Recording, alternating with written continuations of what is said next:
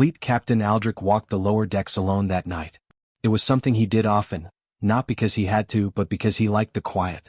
During the day the ISV Resolute was full of noise. Boots on metal floors. Officers calling out numbers.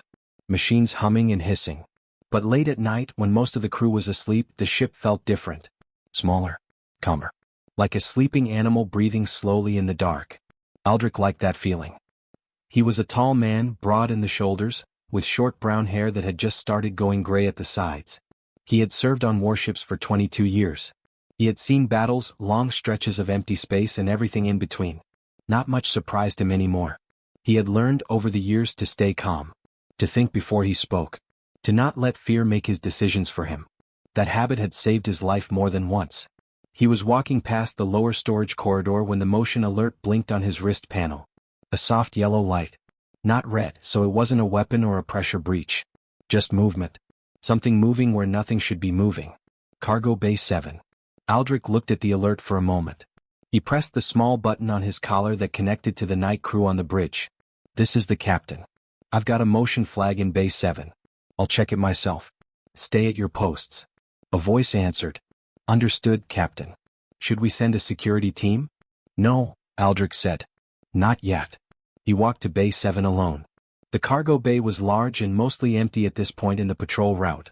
Some fuel containers were stacked along the left wall. A few sealed supply crates sat near the back.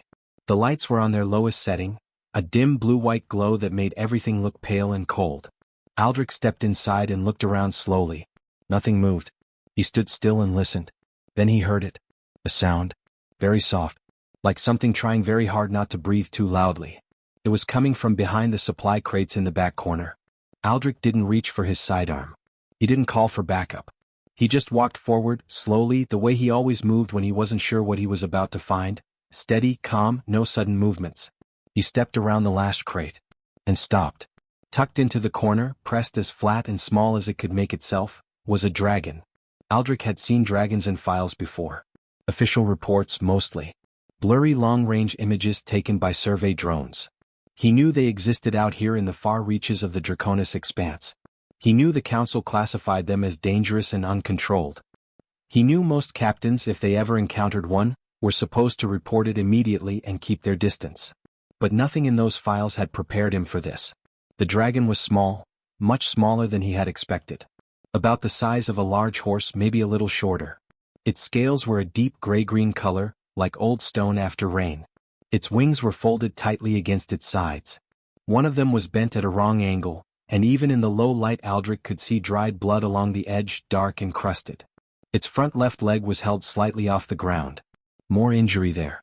Its ribs moved quickly with shallow, careful breathing, as if each breath hurt a little. It was young. He could tell just by looking at it. The proportions were wrong for an adult, the head slightly too large, the legs slightly too long. Like a foal that hadn't grown into itself yet. Its eyes were open. Pale gold, with long vertical pupils, watching him without blinking. Was afraid. That was the thing Aldrich noticed most. Not the size. Not the claws, though they were real and sharp, pressed flat against the metal floor. Not the faint smell of smoke and something like rain that came off its scales. It was the fear. The way it had pressed itself into the corner.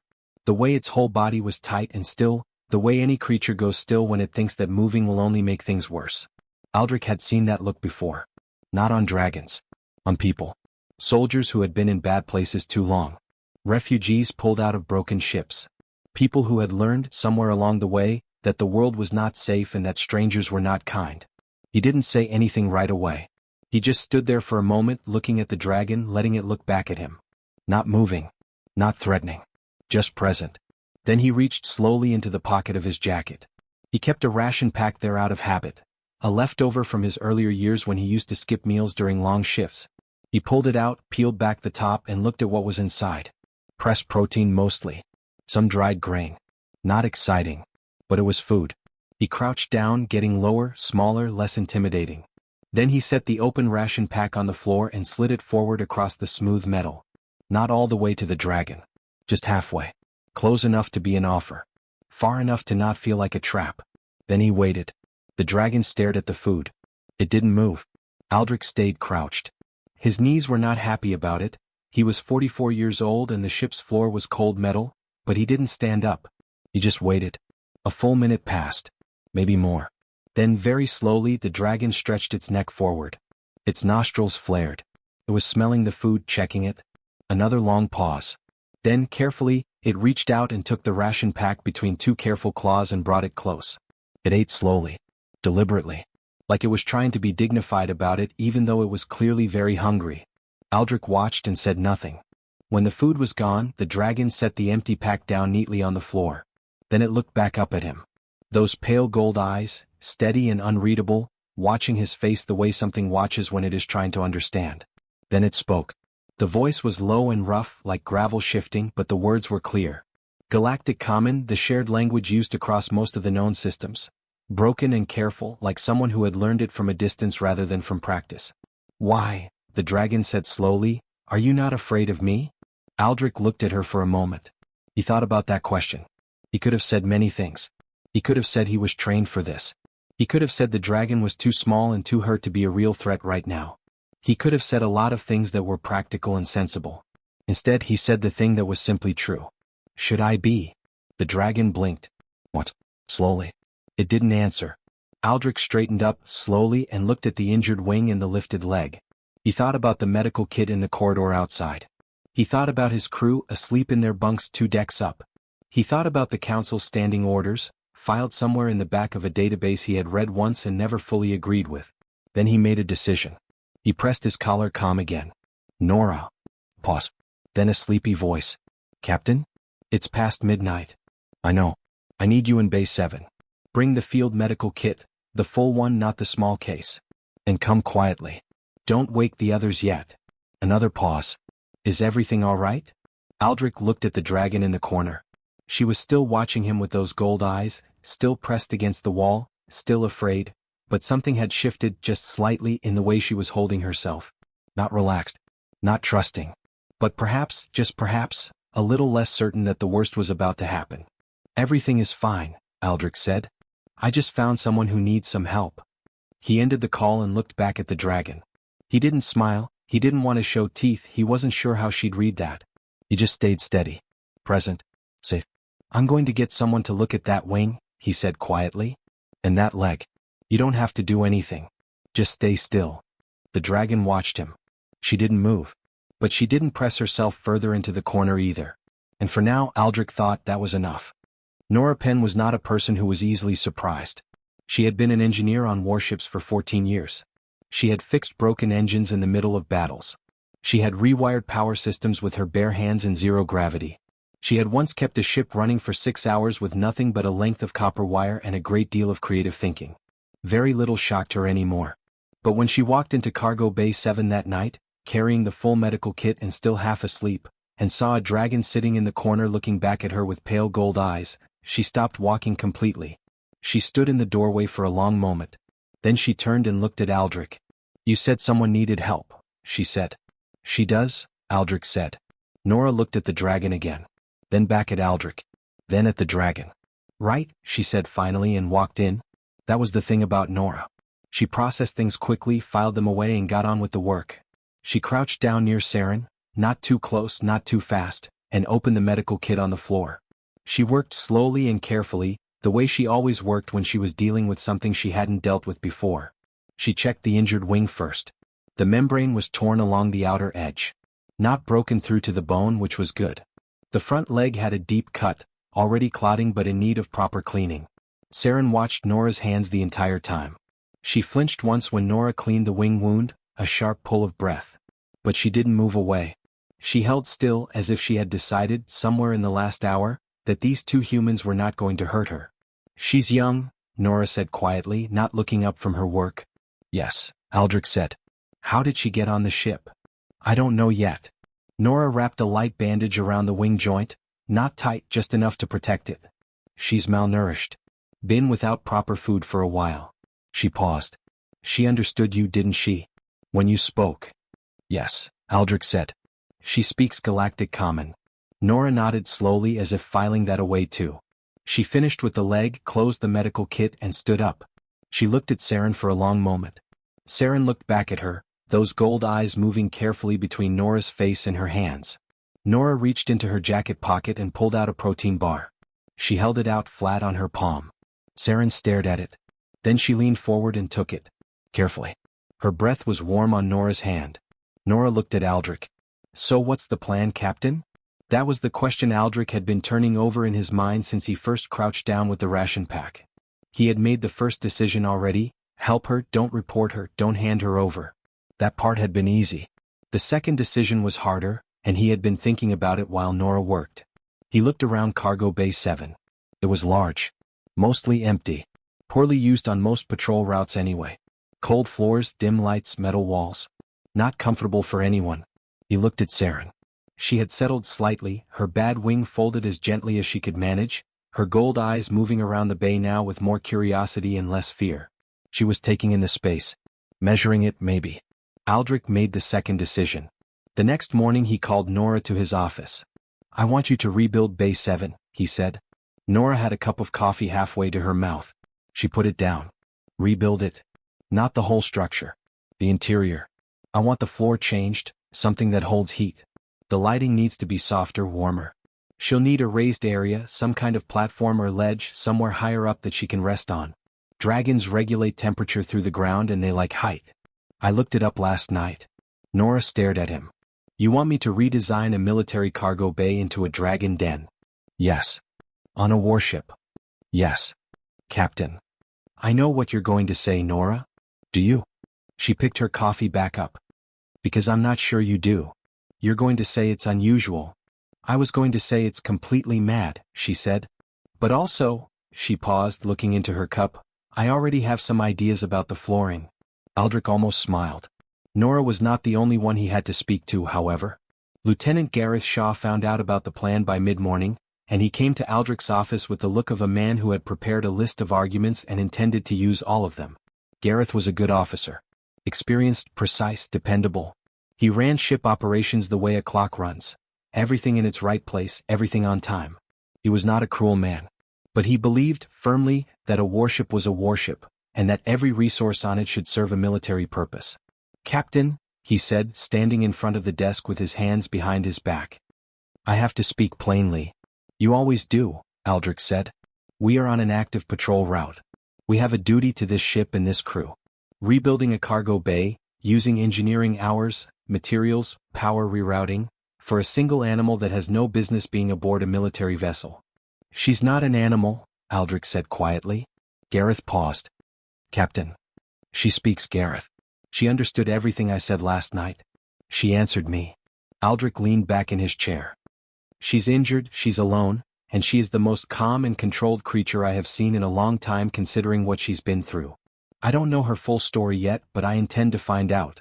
Until then she stays, and she stays somewhere decent. Gareth was quiet for a moment. And when the council finds out? I'll handle the council.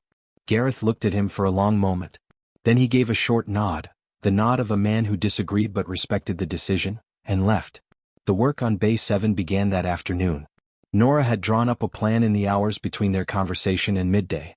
She sourced thermal plating from the spare parts store, the kind used to line engine rooms, and began relaying it across the bay floor in sections.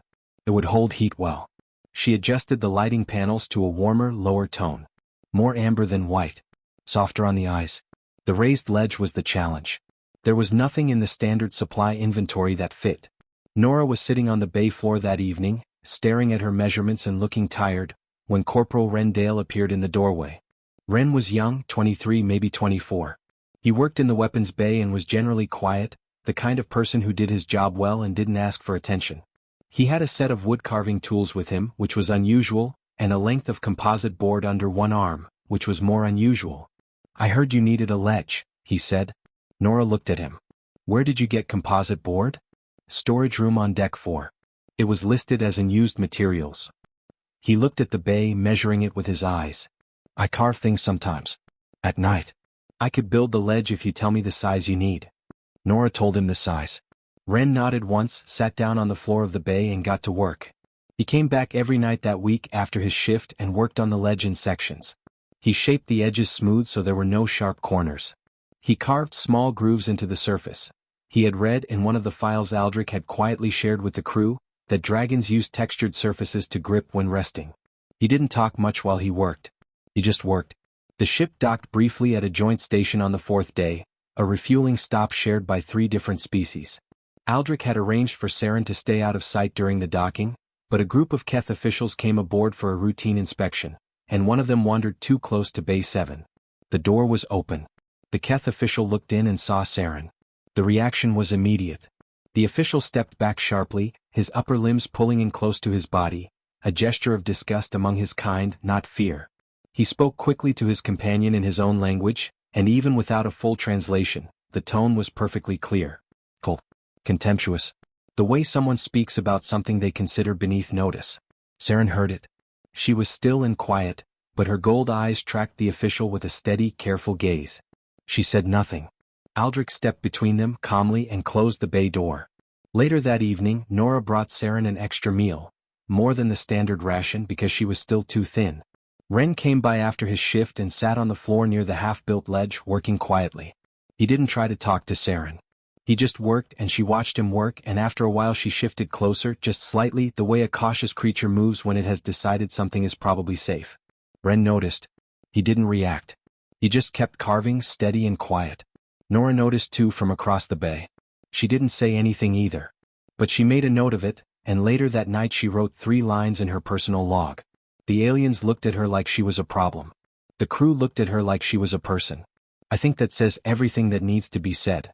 The work on Bay 7 continued quietly, day by day, like something growing in the background of the ship's regular life. Nora had not announced the project over the ship's general channel.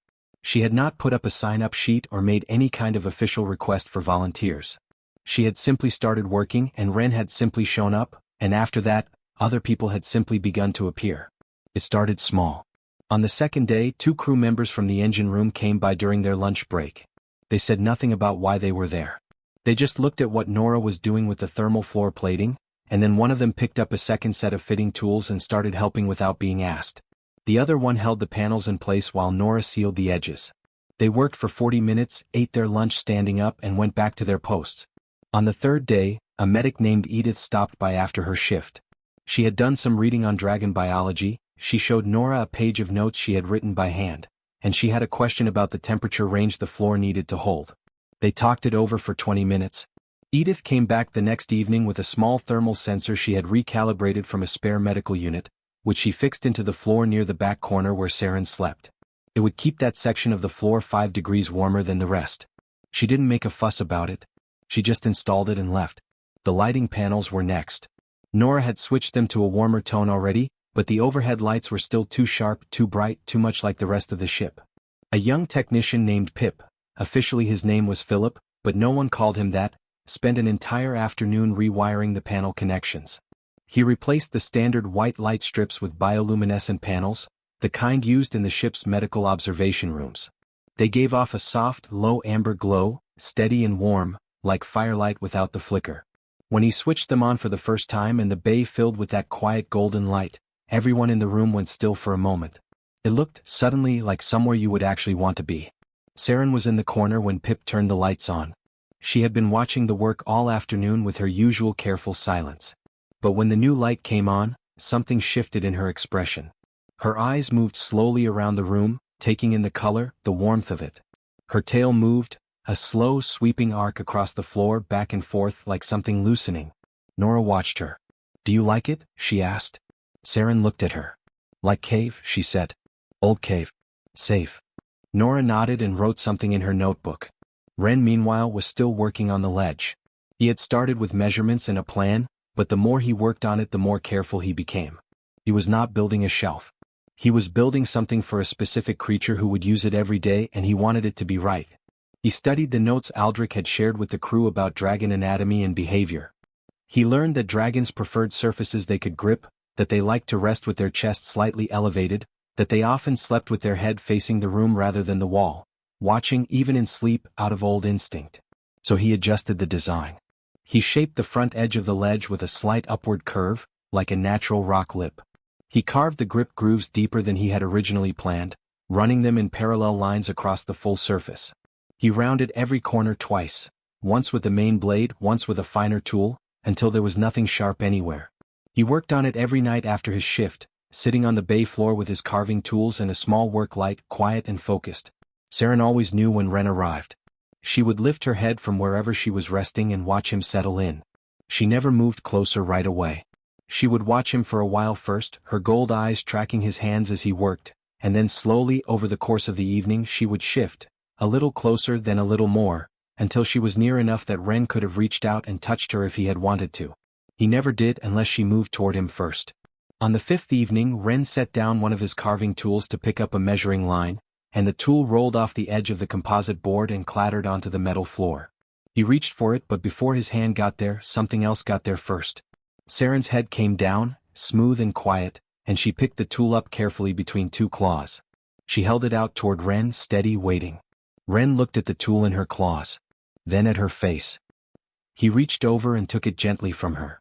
"Thank you," he said. Saren's tail moved. That slow, sweeping arc again back and forth across the floor. Nora was across the bay checking the thermal sensor readings. She looked up at the sound of the tool dropping and she saw the whole thing. She watched Saren's tail moving and made a note in her book. After that, she started paying attention to the tail. It moved when Edith brought extra food. It moved when Pip came in to adjust one of the light panels and made a small joke under his breath that wasn't really meant for anyone.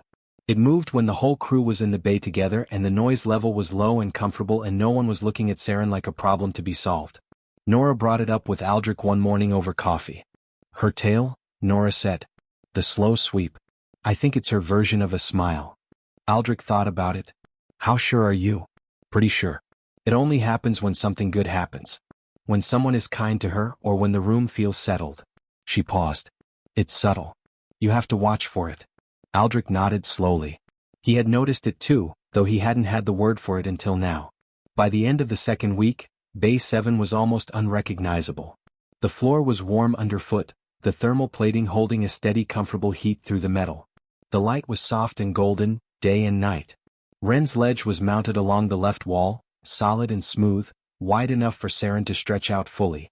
There were two open water containers built into a low shelf near the back, Edith's addition, sized correctly after some careful research. The walls were still metal, still the same gray as the rest of the ship, but somehow in that light, with the warmth coming up from the floor, they didn't look the same as the rest of the ship. The bay had become something different. Not a cargo hold. Not a military compartment. A home. Saren slept on the ledge the first night it was finished, curled with her head resting on the outer edge, facing the room. Her tail was still. Her breathing was slow. She was deeply, completely asleep in a way that Nora, watching from the doorway for just a moment before she went to bed, had not seen before. She had been sleeping lightly until now. Always with one eye half open. Always ready to move. Not tonight. Nora went to bed feeling something warm and quiet in her chest that she didn't have a word for either. It was 3 hours later that the message came through. Aldrich was at his desk when it arrived. He kept late hours, always had. The message was formal, cold, and very short. It came from the Interstellar Council's administrative office, stamped with 3 official seals. It said that the Council had received reports of an unregistered dragon aboard the ISV Resolute. It said that dragons were classified as unaffiliated and ungoverned creatures under Council law. It said that harboring one aboard a registered military vessel was irregular and potentially in violation of 3 separate Council directives. It said that Fleet Captain Aldrich was ordered to surrender the creature to the nearest Council processing station within 14 standard days. Aldrich read it once. Then he read it again more slowly. He sat quietly for a moment looking at the words on the screen. Then he opened a new message, addressed it back to the Council's administrative office, and typed his response. He kept it short. He kept it formal. He kept his tone completely level, the way he kept his tone in every difficult conversation. Steady, clear, no anger in it, just the simple weight of a decision that had already been made and was not going to change. He wrote that Saren was aboard the Resolute under his authority as fleet captain. He wrote that she was receiving appropriate care. He wrote that he did not intend to surrender her.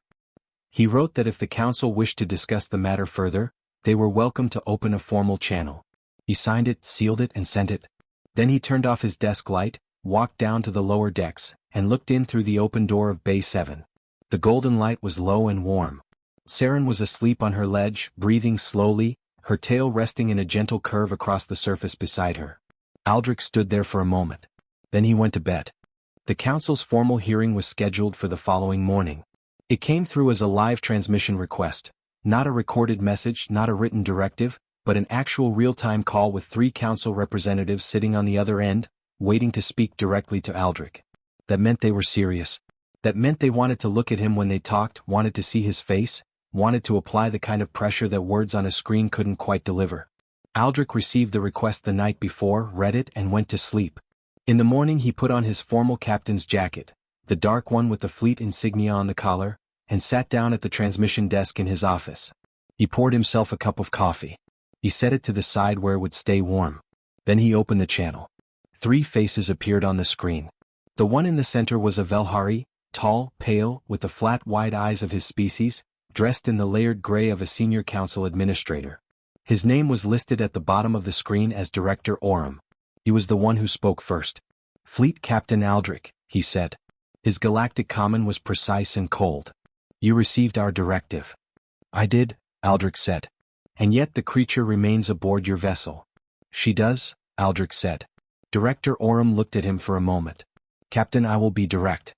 The Council does not typically involve itself in the day-to-day decisions of individual fleet captains. However, harboring an unregistered, unaffiliated creature aboard a military vessel, redirecting engineering resources, modifying ship compartments, this is not a small matter. We require justification." Aldrich nodded. He had expected this. He had been thinking about what he wanted to say since the first message arrived, and he had decided that the best approach was the simplest one. No speeches. No arguments about philosophy or compassion or what was right. Just facts. Clean, clear, undeniable facts. He picked up the single sheet of notes he had prepared and set it on the desk in front of him. 3 weeks ago, he said, our hull sensor array missed a stress fracture developing in the port lower section, section 12. The fracture was small, early stage. Our equipment didn't flag it. Saren detected it. She came to the door of the bay and made enough noise that the night crew went to investigate. We found the fracture and repaired it within the hour.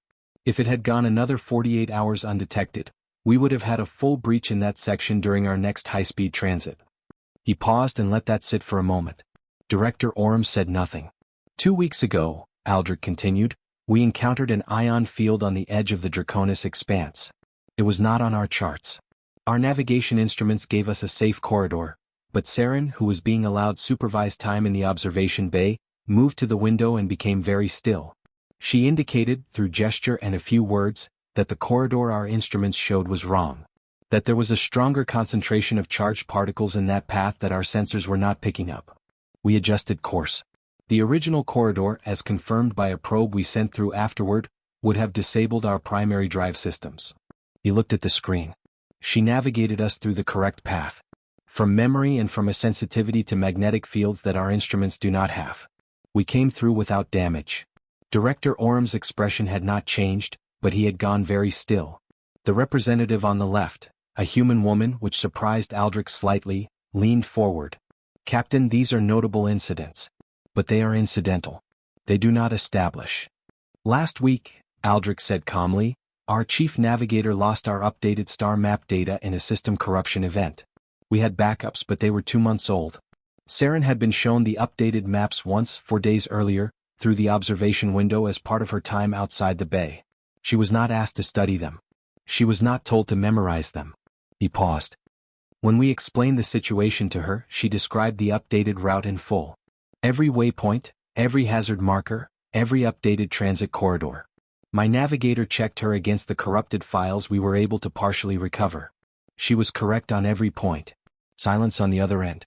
Aldrich folded his hands on the desk. Director Orem, he said, you asked for justification. I have given you 3 incidents in 3 weeks in which Saren directly protected this ship and this crew. She is not cargo. She is not a problem. She is, by any practical measure, one of the most valuable crew members aboard the Resolute. He paused. I do not intend to surrender her. I intend to continue her care and I intend in the coming weeks to file the appropriate paperwork to register her formally as a crew member under the Human Fleet Charter. The human representative on the left looked genuinely startled. Director Orem was quiet for a long moment. When he spoke again, some of the cold precision in his voice had shifted into something more careful. Captain, the charter provisions for non-human crew members were written with species that are recognized, Aldrich said. I know. We will work through the paperwork together, Director. I am not asking the Council to do anything today. I am informing you of my intentions and providing the justification you requested. He looked directly at the camera. Is there anything else? There was a pause. We will be in touch, Captain, Director Oram said finally. The channel closed. Aldrich picked up his coffee and drank it slowly. It had gone slightly cold. He drank it anyway. That evening he went down to Bay 7. The golden light was warm and low as always. Saren was on her ledge, awake, watching the door when he came in. She always knew when someone was coming, long before the door opened. He didn't know if it was hearing or smell or something else entirely. It didn't matter. She always knew. He walked in and sat down on the floor near the ledge, his back against the wall, the warm thermal plating comfortable under him. He was tired. It had been a long day. He didn't say anything right away and neither did she. They sat in the quiet together, which had become something that happened naturally between them over the past weeks. A comfortable silence, the kind that exists between people who don't need to fill every moment with words. After a while, Aldrich told her about the hearing. He kept it simple. He told her what the Council had said, what he had said back, what it might mean going forward. He didn't soften it or make it bigger than it was. He just told her the truth the way he always did. Saren listened without interrupting. Her gold eyes were steady on his face. When he finished, she was quiet for a moment. Then she shifted on the ledge, slowly, and lowered one wing, the healed one, strong and whole now after weeks of proper care and good food, down and around his shoulders. Not heavy. Not tight. Just present, the way a hand rests on a shoulder when someone wants to say something without using words. Aldrich went still. He had not expected it. He sat very quietly, not wanting to move in case the moment broke. Saren looked at him for a moment. Then she said in her low, careful voice, "You fight with words. Like thunder. I like." Aldrich looked at her. He almost laughed. He didn't, but almost. "Is that a compliment?" he asked. Her tail moved. That slow, warm sweep across the ledge. He took that as a yes. He sat with her for another hour that evening. Nora came by at some point and looked in through the door, saw the two of them sitting together in the warm light, and very quietly went away without knocking. 3 days later, everything changed. The alert came through the bridge at 0600. Aldrich was already awake. He was almost always awake before the ship properly stirred, and he was in his office with the morning reports when Gareth's voice came over the comm, sharp and clipped in the way it only got when something real was happening. "Captain, you need to see this." Aldrich was on the bridge in under 2 minutes. The long-range scanner display was lit up on the main screen. 6 signals. Large vessels. Moving in formation, which meant military, which meant intentional. They were sitting at the edge of the Draconis expanse, just inside the boundary line that the Council had formally designated as neutral space.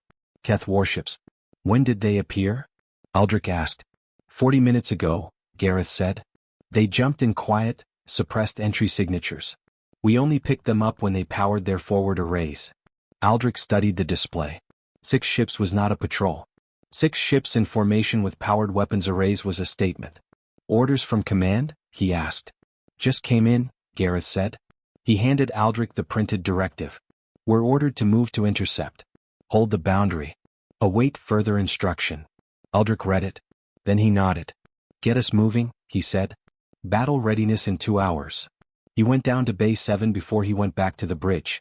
Saren was already standing when he arrived. She was at the center of the bay, not on her ledge, standing with her head up and her wings slightly open, not threatening, just alert. She had felt the shift in the ship.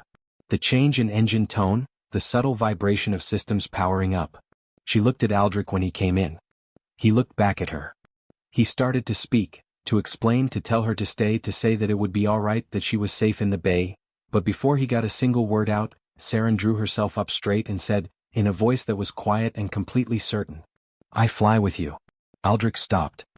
He looked at her for a long moment. At the straight line of her back. At the steady gold of her eyes. At the set of her wings, still and ready. He thought about the hull fracture she had found. The ion field she had navigated. The star maps she had carried in her head without being asked. He thought about Nora's words. She looked at her like she was a person. He thought about the wing around his shoulders, warm and steady in the golden light. Then he nodded. Then get ready, he said quietly. We move in 2 hours. The Keth Warfleet was exactly where the scanner said it would be. 6 ships, sitting in a loose formation at the edge of the expanse, their hulls dark against the deep black of space. They were large vessels, heavier than the Resolute, built wide and low in the way Keth ships always were, like something designed to press down rather than cut through. Their forward weapons arrays were still powered. They had not powered them down since the Resolute arrived. That was not a good sign. Aldrich stood at the front of the bridge and looked at them on the main screen. Gareth was beside him, quiet, reading the scanner data as it updated. Nora was down in engineering. The rest of the bridge crew were at their stations, focused, doing what trained people do when something difficult is coming. They got very calm and very precise. Aldrich had opened a communication channel to the Keth fleet when they arrived. Standard procedure. He had identified the Resolute, stated their orders, and asked for a response. The Keth had not responded. They had simply moved. 2 of the 6 ships broke from the formation and began curving outward, not retreating, spreading. A flanking move. Slow and deliberate, the kind of movement that said we are not rushing because we do not need to rush. They're not going to talk, Gareth said quietly. No, Aldrich said. They're not. The first shot came 30 seconds later. It hit the Resolute on the port side, a heavy energy strike that shook the whole ship hard enough to knock a junior officer out of her chair. The shields held, but the power reading dropped sharply. A second shot followed almost immediately, this one catching the rear quarter, and then the 2 flanking ships opened fire from the sides and suddenly the Resolute was taking hits from 3 directions at once. Shields at 64%, someone called out. Port engine output dropping. Nora's voice came over the comm, tight and fast. They hit close to the relay. I can hold it but not for long under this. Aldrich was already moving through the options in his head. 1 ship against 6, taking fire from multiple angles, engines under stress. He could fight back. The Resolute had good weapons and a sharp crew, but a sustained exchange at these odds was going to go one way eventually. He needed to change the shape of the fight. His comm panel beeped. It was Bay 7. He pressed the button. Saren. Her voice was steady. Completely steady, which surprised him even now. I hear the ship hurting, she said. Let me out. Aldrich's hand stayed on the comm panel. He had thought about this.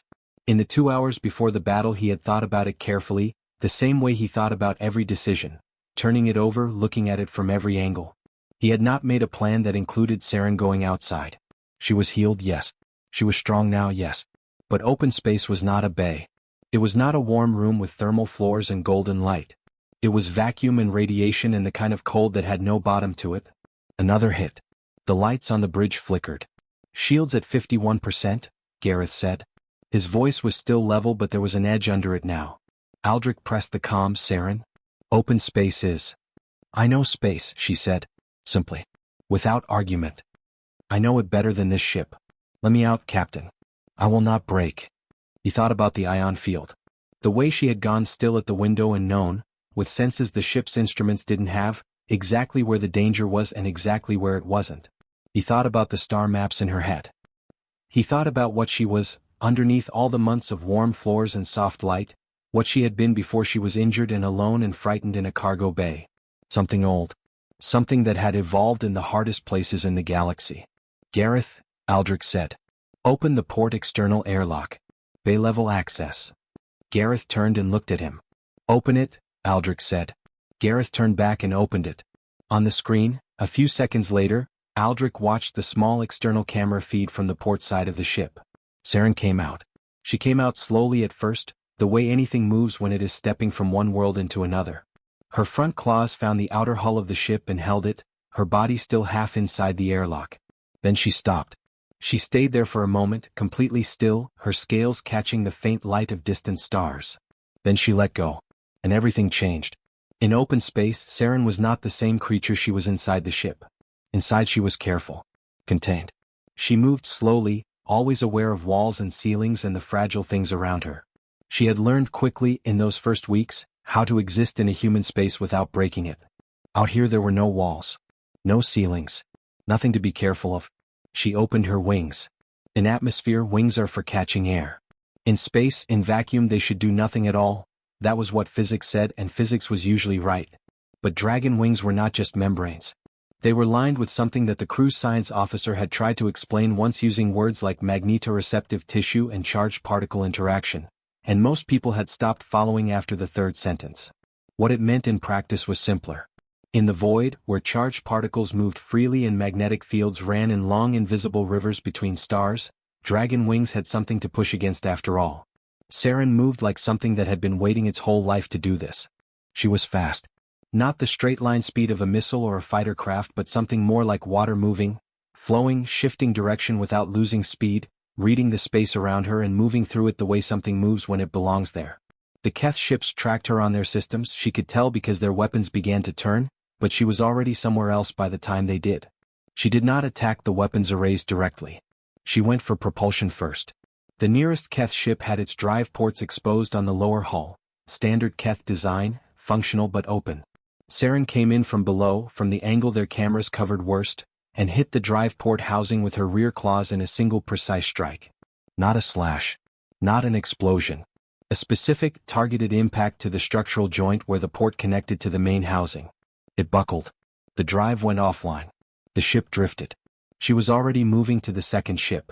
On the bridge of the Resolute, the crew had stopped what they were doing. Not all of them. Gareth was still running the Resolute's own weapons, still directing the ship's movements, still doing his job with the focused precision that was simply who he was. But the others, in the brief moments when their stations didn't demand their full attention, were watching the external camera feeds. No one spoke. They watched Saren move between the Keth ships like something from a story so old it had stopped being told. She disabled the second ship's weapons array, a long sweeping strike across the forward cannon housing that bent the mounting frame beyond use. She hit the third ship's communications mast cleanly, one precise blow, and the ship went dark and silent. She moved through the crossfire between the remaining vessels without being hit, not because she was lucky but because she was reading the fields around her and she knew, with that deep ancient sense, exactly where each shot would go before it arrived. She did not kill anything. Every strike was disabling. Every target was a system, not a crew. Drive ports, weapons mounts, communication arrays. She was not destroying the fleet. She was stopping it. There was a difference and she knew the difference and she was making it deliberately. The fourth ship fired everything it had at her in a single concentrated burst. The shot caught her along the left flank, not direct but close, and the crew watching the camera saw her flinch, a sharp twist in her body, a moment of disrupted movement. Aldrich's hand gripped the edge of the console. She recovered in 2 seconds and kept moving. The fifth ship turned to run. The sixth ship, the largest one, the one sitting at the back of the formation where command ships always sat, powered down its weapons array. Not damaged. Powered down. It was a deliberate act. A choice. The battle had lasted 11 minutes. Gareth looked at the scanner data and then looked at Aldrich. 4 ships disabled. 1 retreating. 1 standing down. He paused. We won. Aldrich was watching the external camera feed. Saren was returning to the ship. She was moving slower now, the long easy flow of her movement through space quieter, heavier. The hit she had taken had cost her something. But she was coming back, steady and certain, heading for the open airlock. Aldrich was at the port airlock corridor when she came back through. She was scorched along her left side, the scales darkened and roughed in a long uneven line. She was breathing harder than usual. When she stepped fully inside and the outer airlock sealed behind her, she stood for a moment and then lowered herself slowly to the floor, her legs folding under her, her head coming to rest on the cold metal corridor. Aldrich crouched down beside her. He had grabbed a thermal blanket from the emergency cabinet on his way down, the large one, the kind kept for hull breach emergencies. It was made for humans and was, in practical terms, far too small to do much for a creature Saren's size. He spread it across her side anyway, over the scorched area, as carefully as he could manage. Saren looked at it. Then she looked at him. Her tail moved. Slow and warm across the floor. Aldrich stayed crouched beside her and didn't say anything. There was nothing to say that the moment wasn't already saying. It was 10 minutes later that the message came through to the bridge. Gareth brought it down personally, which meant it was something he thought Aldrich needed to read himself rather than hear secondhand. He handed the printed transcript to Aldrich without comment. It was from the commander of the 6th Keth ship. The one that had powered down its weapons and stayed. It was very short. It said, in careful, formal galactic common, the kind of language used when someone is choosing their words with great deliberate care.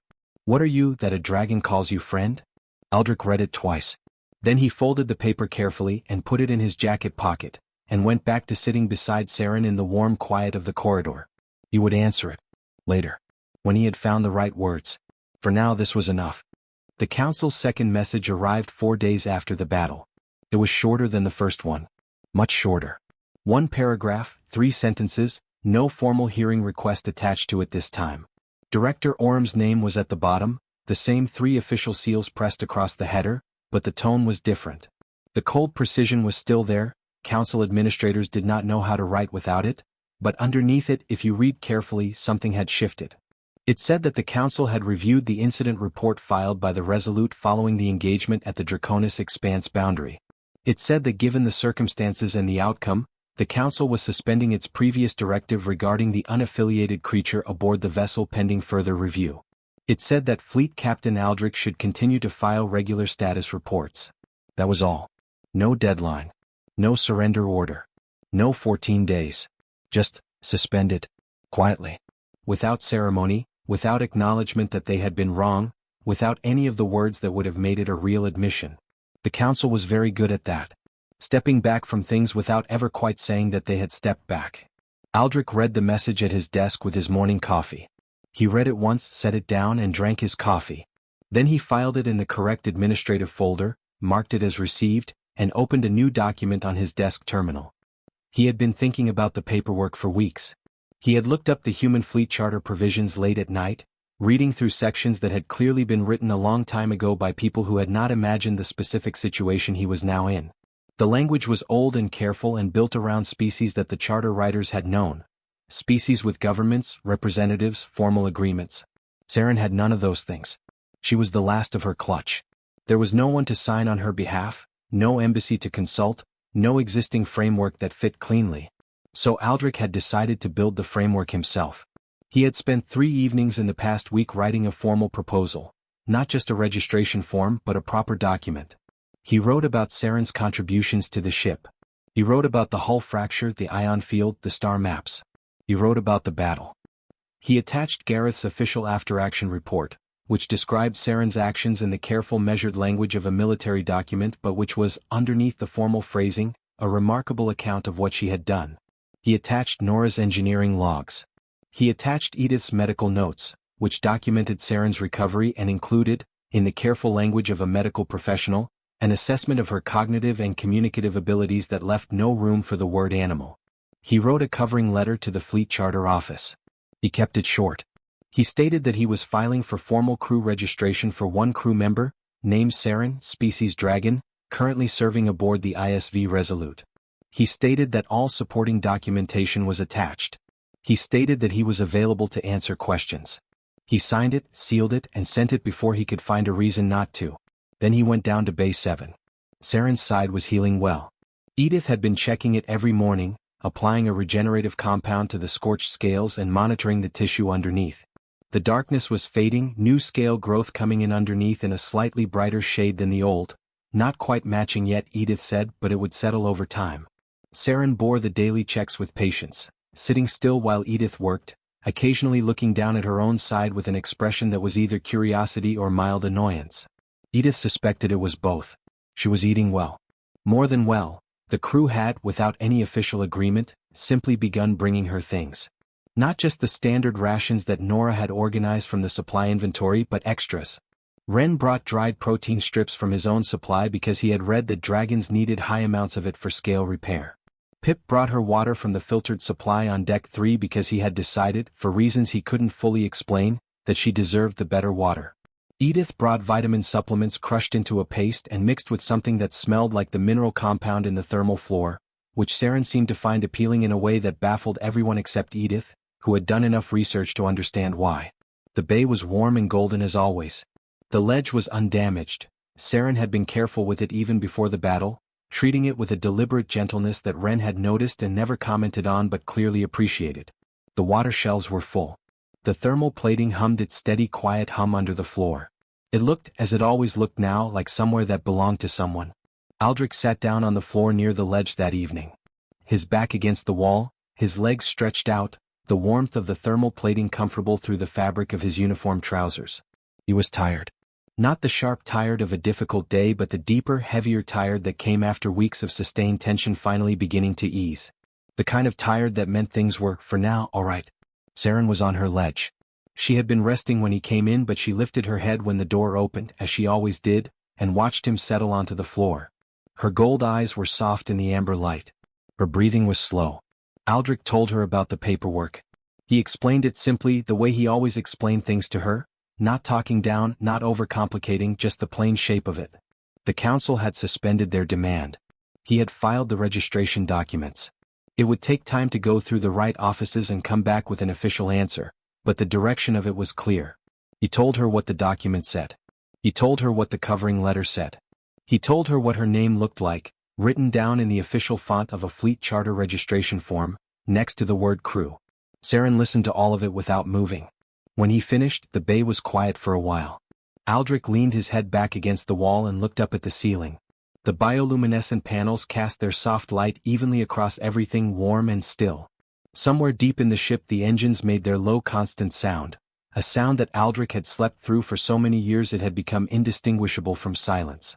He was nearly falling asleep, sitting there on the warm floor when Saren spoke. Her voice was quieter than usual. Not uncertain.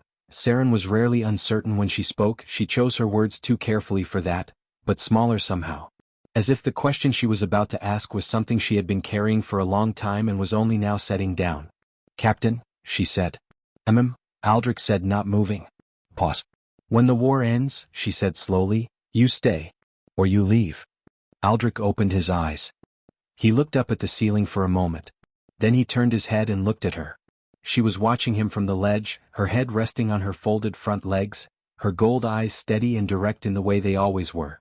But there was something underneath the steadiness tonight.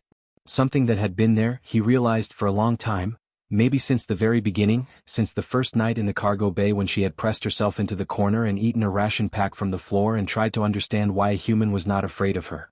She was asking if this was real. Not the paperwork. Not the formal registration.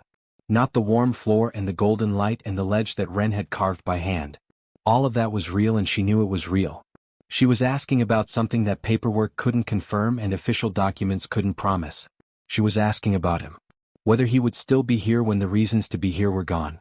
Aldrich looked at her for a long moment. He thought about 22 years on warships. The long empty routes. The ports that all looked the same.